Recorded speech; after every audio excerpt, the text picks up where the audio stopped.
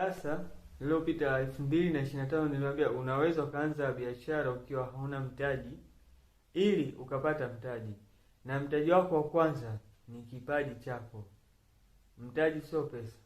Pesa unaishika inapotea, lakini mtaji wako ni wa kwako wa milele. Unaweza ukaajiriwa, lakini ile ajira sio mtaji wako.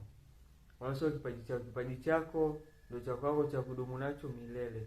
Kwa hiyo mtaji wako, kipaji chako. Mtaji wako, uaminifu wako. Mtaji wako, kutokubali kushindwa. Mtaji wako, kutokubali kusikiza maneno ya watu wa kushindwa. Mtaji wako mwingine ni mali kauli. Mtaji wako ni followers na mitandao ya kijamii. Pesa siyo mtaji. Ushakuwa na vitu vile nilivyosema mimi, pesa itakufuata yenyewe ukiwa hauna pesa. Kwa sababu pesa itakuja utakapoanza kutumia kipaji chako bila kuwa na hela, na ukapata hela. Duka lako, frame yako, jengo lako ni smartphone.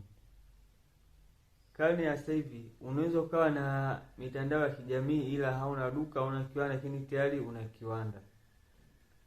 Wenye viwanda, wenye maduka, na wao kama hawana mitandao ya kijamii pia wanakosa wateja kwa sababu ya mitandao ya kijamii.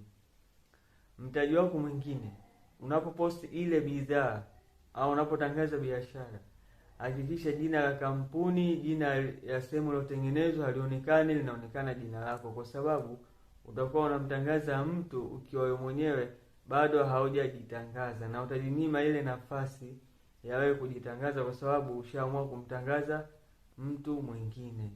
Ukifanya hivi ni rahisi kupata mtaji ukiwa una mtaji. Mtaji mwingine, kuchukua bidhaa kuuza mitandaoni au kupiga picha ile bidhaa hata kama nyumbani hauna, mteja kapatikana. Unaweza kupata mteja wa mkoani akakutumia hela, ukaenda ukainunua, ukapata faida yako pale pale. Na unaweza ukapiga picha bidhaa nyingi ambazo hauna, ukapata mteja, ukaenda pale dukani ukaongea nao, bwana mimi ni online marketing, nipata mteja na kuja hapa dukani kuchukua bidhaa, nauza afu nitaleteni hela yenu. Yaani ukishafanya hivyo utafanikiwa.